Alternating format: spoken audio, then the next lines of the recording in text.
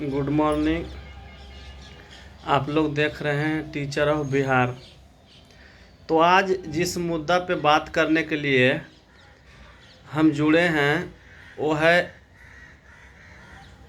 CTET appearing और age relaxation. तो आज बात करेंगे एज रिलैक्सेशन पे और सीटेट अपेयरिंग पे।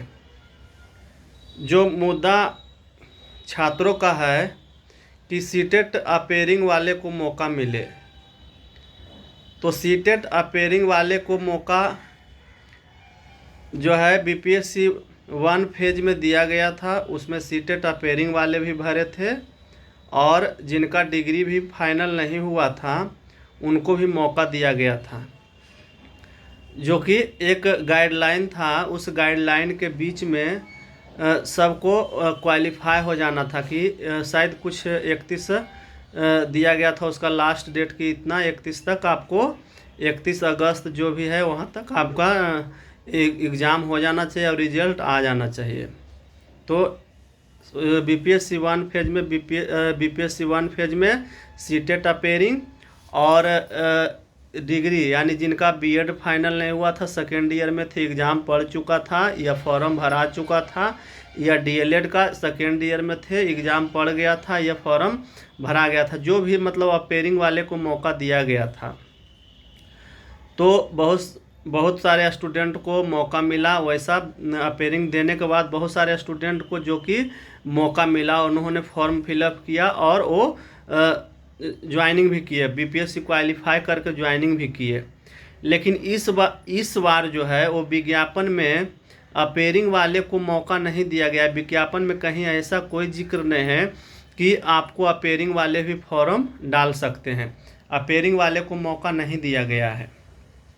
यानी बीपीएससी टीआरई सेकेंड फेज में उसमें वही स्टूडेंट फॉर्म डालेंगे जिनका कि डिग्री कंप्लीट है, अपेयरिंग नहीं है। यानी कि विज्ञापन जिस डेट को रिलीज हुआ है, अधिसूचना जारी हुआ है, उस डेट तक सारा मतलब सीटेट हो या बीएड हो या डीएलएड हो, जो भी है वो डिग्री कंप्लीट होना चाहिए, तभी आप फॉर्म भर सकते हैं। जैसा कि इस बार तो जो फॉर्म बीपीएससी टीआरई 2 है उसमें बहुत सारे जो हैं बहुत सारे मतलब कठिनाइयाँ हो रहे हैं, बहुत सारे पोस्ट खुल रहे हैं, तो उसको भी थोड़े अच्छे से फॉर्म फिलअप करें। क्योंकि हमने कल साइबर कैफ़े पर गया था, तो साइबर कैफ़े पर गया तो रजिस्ट्रेशन हो रहा था स्टूडेंट का, बहुत सारे स्टूडेंट रजिस्ट्रेशन करवा रहे थे। तो उसमें बहुत ही मतलब बहुत चीज़ ऐसे थे जो कि स्टूडेंट को पता नहीं चल रहा था, साइबर कैफ़े वाले को भी पता नहीं चल रहा था कि कौन सा पोस्ट देंगे। उसमें जो है वेलफेयर टीचर वेलफेयर का आता है पोस्ट, स्पेशल टीचर आता है, तो क्लास 9-10 में या क्लास 6-8 में, यानी कि इसमें आप अच्छे से सब्जेक्ट और अच्छे से मतलब क्लास या इसे जो टिक करने का रहता है उसको अच्छे से भरें। एक बार हम ज़रूर कहेंगे कि एक बार नोटिफिकेशन अच्छे से पढ़ ले, उसके बाद ही फॉर्म फिलअप करें। हाँ, नोटिफिकेशन पढ़ लेने के बाद क्या होगा ना कि आपको फॉर्म फिलअप करने में किसी प्रकार की कोई कठिनाई नहीं होगी। क्योंकि जो साइबर कैफ़े वाले होते हैं उनको क्या है, उनको कुछ नहीं, वो अच्छे से नोटिफिकेशन भी नहीं पढ़ते हैं और उसके बाद फॉर्म फिलअप करने लगते हैं, जिस कारण से बहुत सारा इसका बीपीएससी फर्स्ट फेज का जो वैकेंसी था उसमें जो बहुत सारा त्रुटियाँ रह गई थी। तो उस टाइम तो बीपीएससी ने बहुत मौका दिया कि सुधार कीजिए, लेकिन इस बार जो है कोई मौका आपको नहीं दिया जाएगा। आप अगर कोई गलती करते हैं तो आप डायरेक्ट बहाली से बाहर हो जाइएगा। क्योंकि उसमें विज्ञापन में लिखा हुआ है, माननीय बीपीएससी के चेयरमैन अतुल प्रसाद सर जी ने भी क्लियर कर दिए हैं कि अगर आप कोई भी गलती करते हैं तो आप दोबारा रजिस्ट्रेशन कराइए। एक सुविधा दिया गया है कि दोबारा रजिस्ट्रेशन करवाइए, लेकिन अगर आप दोबारा रजिस्ट्रेशन करके सुधार नहीं करते हैं तो आपको मतलब बीपीएससी से बाहर नहीं किया जाएगा, आप कहीं ना कहीं छट जाइएगा। अगर आप गलत रहते हैं तो कहीं ना कहीं छट जाइएगा, उसके बाद फिर बीपीएससी उस पर एक्शन लेगी, वो तो बीपीएससी पे निर्भर करती है। तो अच्छे से फॉर्म फिलअप करें क्योंकि टाइम भी बहुत कम है। तो 10 तारीख से फॉर्म फिलअप होगा, अभी रजिस्ट्रेशन हो रहा है, 14 तक रजिस्ट्रेशन होगा और 17 तक पेमेंट आप लोग कर सकते हैं, वो तो आप लोग को मालूम ही होगा। तो उस पर ज़्यादा कुछ विशेष बात नहीं करेंगे, जो मुद्दा है उस पर आते हैं। तो फर्स्ट तो था कि सीटेट अपेयरिंग का। सेकेंड जो है वो है कि एज रिलैक्सेशन। तो एज रिलैक्सेशन जो है वो उसके लिए जैसा कि पता चल रहा है, कुछ विद्यार्थी से ही पता चल रहा है, कुछ और सोर्स से पता चल रहा है कि हाई कोर्ट में याचिका दायर किया गया है एज रिलैक्सेशन के लिए। जैसे कि इसका अगले बार में आप लोग को पता होगा कि त्रिपुरारी झा जो कि हाई कोर्ट किए थे, उनको फिर हाई कोर्ट से आदेश मिला था कि फॉर्म इनका लिया जाए। तो बीपीएससी ने उनको ऑफलाइन के माध्यम से, शायद 3 विद्यार्थी थे वो पिटिशनर जो थे, उनका फॉर्म लिया गया। तो उनका ऑफलाइन फॉर्म लिया गया, कोर्ट से आदेश आया हाई कोर्ट से, तो उनको लिया गया। तो इस बार भी जैसा कि इन्फॉर्मेशन मिल रहा है कि हाई कोर्ट में याचिका दायर किया गया है और याचिका अच्छे संख्या में है। जैसा कि पता चल रहा है स्टूडेंट से ही कि लगभग 10, 12 या 15 जो भी है पेटिशनर हैं। तो जिनका भी ज़्यादा एज हो गया है वो भी पेटिशनर बनेंगे, क्योंकि जिस प्रकार अगले बार देखा गया कि जो पेटिशनर थे उन्हीं का फॉर्म फिलअप हुआ है। क्योंकि इसमें बीपीएससी या हाई कोर्ट तो डायरेक्ट मानती है कि जितना हमारे पास आया है उसका एज लैप्स किया है, उसी पे विचार करेगी। ऐसा नहीं होगा कि दे देगा सबको कि जिनका ज़्यादा एज है वो फॉर्म डाल सकते हैं।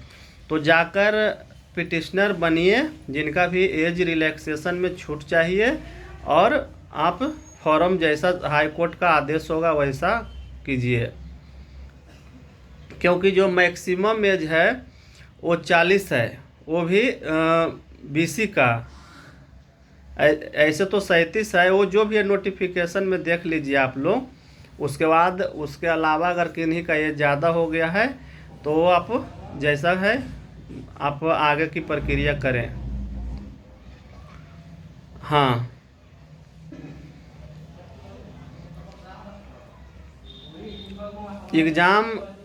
एग्ज़ाम तो जो समय है उसी के अकॉर्डिंग होगा ना। जो डेट बीपीएससी ने जो संभावित तिथि दिया है उसी के तिथि से होगा।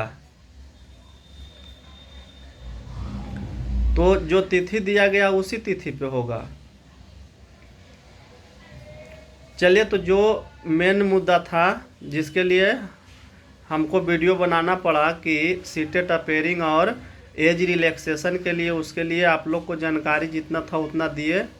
अब आगे जानकारी के लिए फिर कुछ ऐसा जानकारी रहेगा तो हम फिर जुड़ेंगे।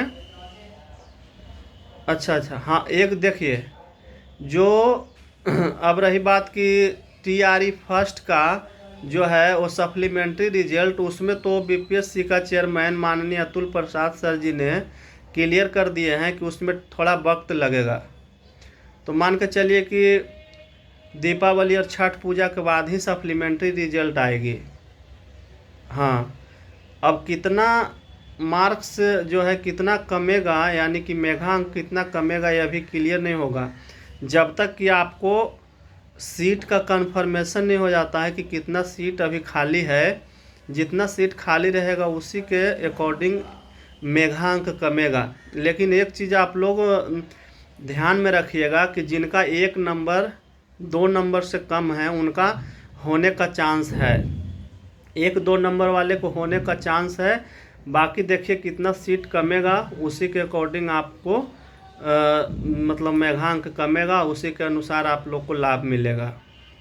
क्योंकि जैसा सीट रहेगा उतना मेघांक कमेगा। इसमें क्या है, अगर सीट ज़्यादा रहेगा तो ज़्यादा मेघांक कमेगा। लेकिन 1 नंबर जिनका कम है, 2 नंबर कम है, उनको होने का चांस है। ये अभी क्लियर नहीं हो सकता है कि कितना कमेगा। चलिए, आप लोग को ये इन्फॉर्मेशन सब लोग को कंप्लीट हो गया होगा कि सीटेट अपेयरिंग का और एज रिलैक्सेशन का। सीटेट वाले देखिए, सीटेट वाले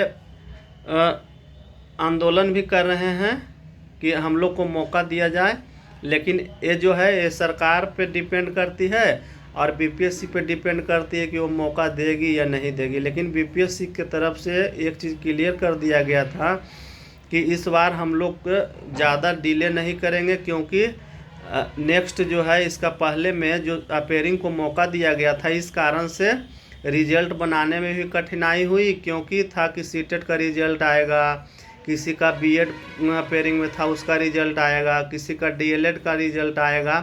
तो इस कारण से इस वर्ष जो है इस सेकेंड फेज में ऐसा प्रावधान लेट डिले ना हो, इस कारण से जैसा है कि बीपीएससी के तरफ से बताया गया था। अब देखिए आगे क्या होता है। अगर अपेयरिंग वाले को मौका मिलता है तो सभी को लाभ होगा, जितने विद्यार्थी सबको लाभ मिलेगा। चलिए धन्यवाद आप लोग को, फिर मिलेंगे। सब लोग को धन्यवाद, बहुत बहुत धन्यवाद। जय हिंद।